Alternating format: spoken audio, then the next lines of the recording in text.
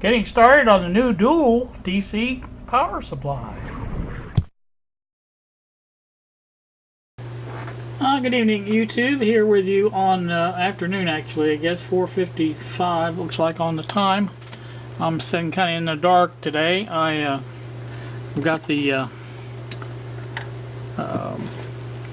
electric box out, making a little progress. I did also complete the schematic for this project, and I will post that on the video. And I'm going to leave it up for a little while so you can take a look at it. I got a notice, well, it wasn't really a notice, I just happened to be looking at my recent purchases on eBay and noticed that on one of my purchases, which is the rotary switch, there was a note there. It said this seller, basically said this seller is no longer on eBay, that I should get my switch, but you know, in case I don't, you know, I guess I should contact eBay or whatever. But so I've had that happen before to me, but I suppose things happen, whatever. I'll wait, give it a while. All you can do is wait, I guess, and see what happens. So now on this power supply, I'm not sure how I want to handle this. The power wire for the that goes down to the plug-in on the wall is from this if you guys are even seeing what I'm looking at, this receptacle here. And so this, you know, there was also another one on the end, but apparently I must have moved that down here, and I'm not sure why, but I did. So anyway, I don't know whether to, I'm debating on whether to wire nut this together, which I know that's not the proper way to do it. I understand that. But what I was going to do was take and twist the wires together, solder them, and then put a wire nut and tape over them. I don't think that's a bad way of doing it. I don't have any more of this wire, is why I'm saying that. So, you know, I'm kind of up a whatever without a paddle here, if you know what I mean. And so I kind of want to get this done. And like I said, I don't think I'd have any problem with it soldered and all that stuff. So I may do that. I don't know. It just depends. But this is the beginning of it, and just kind of wanted to show you where I was at. The reason I want to get it done as quickly as possible is because I don't have any electric here, obviously, with the bench unplugged. I don't have any lights or anything. Now I can rig up lights. It's not a big deal, and I have this one here if I need more light. This little Harbor Freight one I used before, which, you know, that puts a pretty good light on things, and I may use that to work on these wires here. But like I said, it's just I prefer to have electric. I guess everybody does, but anywho, that's where I'm at with this project. Let me get some more done, and we'll bring you back here later. It's about supper time too. I may pick up something for supper here in the kitchen and have at it, so we'll join you in a little bit. And back again. It may not look like I've done much, but I basically completely rewired this. I may in the future add some more receptacles down on that end, but for right now I'm going with just this one, and there's a good reason for that. This one basically just feeds the bench, okay? And when it's plugged in, that's all I really wanted to do. I don't want a bunch of other circuits on it down there. If I do put more circuits down that way, you guys, you know, every time I do that you don't see it, so it's down that way. If I do, may just put a strip in. I'm going to feed it off another plug. The plug that's down here, the only thing that's on it is this bench, and there's my server computer is over there, but you know, so I want to keep it that way. I don't want anything too much more on here. I've got the strip over here on the end of the shelves that I can get. I've been using it a lot more than usual because it's easy to get to. I use it for my hot heat gun, whatever you call that. I'm tired, sorry. But anyway, anything, well, even my desoldering iron, I plug that in there. So anything that has to be, you know, on the bench, because if I plug it in here, you know, on this area, and this, you know, it runs across the bench, gets in my way, and it's not really a good setup. And it, you know, that was bad planning on my part when I designed it that way. But you know, I was back in the simpler days. I didn't have a cluttered bench all the time, so I think this is what we're going to do, and I like this pretty good. And the only thing I got to do is get under this desk some way and plug it back in. That may be a challenge.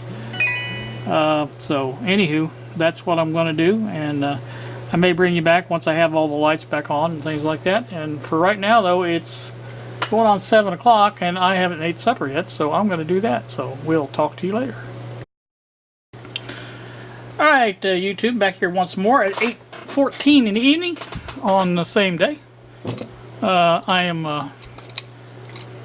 got the bench all plugged back in. I gotta get that back up there. I have the battery charger for the power screwdriver plugged in there. I did make one little mistake. I don't know if you can see this, but that looks like it's off, but actually it is on. I couldn't see the words, and I put the switch in upside down or around side backwards or whatever. That's easy enough to change. I can do that without turning the power off.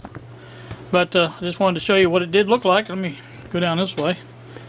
You can see there's absolutely nothing along that row now. What I'm going to do is put my I'll probably put this first one in here, and I'm going to change those two yellow wires there, make some heavier wires. This is, I don't know, it may have been heavy enough, but I didn't like the way they looked. So this stuff here probably would make some good wire. Might even use it. Not sure what gauge that is either, but it's a pretty good wire. So we'll get something going. I've got to come up with something to make the excuse me, the oh, what am I talking about? You know, the thing for the power adapter for the meter power. I need one of those. Let's see if I can show you here. This is the wire going in from the variac. This wire here is hooked directly to the outlets or whatever. Not outlets, but you know, it's hooked into the switch on the variac, so it controls. It's what the input is to the variac, which is line voltage. And as soon as you turn the switch on, this energizes. I'm having trouble. I had a rough day or something. I don't know exactly what it is, but not going well. So, like I said, that's what I got to come up with. Is a wire from. It'll basically tie into this wire, probably inside here, and then come down and run down between these two and come over here and go over to the I keep forgetting to move the camera. It'll go down through here underneath everything and run over to here to turn the little wall wart on for the meter power. So that's that. Let's see, what else is there? I think that's about it. I don't know what I'll get into in the meantime. I think I mentioned the guy on the YouTube, or not YouTube, the eBay, that apparently is no longer an eBayer, but I bought something off of him. I'm hoping I get it. And that's the rotary switch.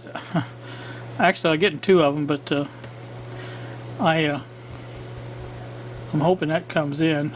I think there was a tracking number on the at one point, but there's no tracking information right now, so I don't know exactly what to make of it. Now, Bob said he's had it, you all know Bob.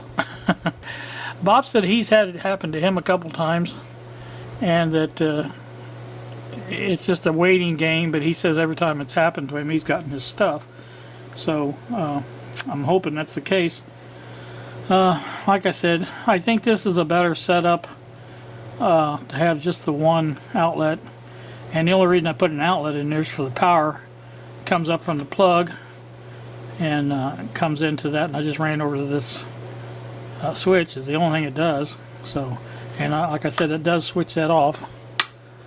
As you can see, I just got to turn it over, and it's just a matter. Actually, I wanted it on the other side, and I'm thinking, you know, I guess if I paid attention to what I was doing, it might have made a little more sense to me. But at the time, I was just running that little Harbor Freight light, and that's all I had going for me, and I just didn't see what I thought that said off, but apparently it says on. You can see it from here. Anyway, that's that again. Probably next step on this thing here is making the uprights here. I will make those to fit that, and I'm going to try my best to just run a smaller one across here. Now the upper one I can put against that. The reason being is this, I don't think it hits, you know, I don't think it's going to hit that back there. Let me get that sample I was using. I'll tell you what, I'm having another problem is my muscles are kind of binding up on me, and they're wanting to cramp, so I don't know. But here's what I'm talking about. See, if I push that over, it doesn't hit that. It goes underneath of it. So it needs to be attached to that, you know, so where, you know, it'll, or actually the next one comes in, but, and that's where I'll get the bottom one at. So I'm thinking that's the way I did this one, but I may be wrong about that. I may have just put a smaller one in there. I'm thinking maybe I did that. I may have put a smaller one in there, a half size of this, or see, half size of this, because I made some of those, and that's probably what I used, and that way it just gives me a place to put my bottom screw into. And now this next one will have probably more than one bottom screw, so I'll probably definitely need that. So, but anyway, that's going to give me some time waiting on the parts to come in. And like I said, the meter itself is coming from China. I have one of the meters, the doubler meter is here. I have that. Now, I have been in contact, again, as I say, Bob. He says that the doubler supply is going to need some filtering, that he's been watching videos and has noticed that it does need a little filtering, which, you know, that's fine with me. I don't care. We can put some filter in it. And, it's not going to be really a supply in true sense of the words. I might try powering up an old radio that requires, you know, say 400 volts at low amperage, just to see what it does. But it's primary purpose of the doubler circuit is going to be testing older radios. If I get an older radio that looks like it, you know, might be questionable plugging it into the wall even through the dim bulb, I would probably want to put some B+ on it, and that's what that's what those are good for, and that's where I'll probably go with that. So that's that. Let's see, what else is there? I'm trying to think. I can't think of anything else right at the moment. I got all this stuff out of whack. Let's see. Like I said, next thing I do is get this in here, and then I can plan on what I want to put down there. And like I said before, I've got let's see, two of these left, I think, one or two, and can put those in down there and run them over to this other. There's another outlet over there by the long tall shelf. Underneath it, there's a open outlet there I can plug into and run stuff off of that. Maybe even put some stuff over here. I don't know. It just depends. But anyway, I just wanted to.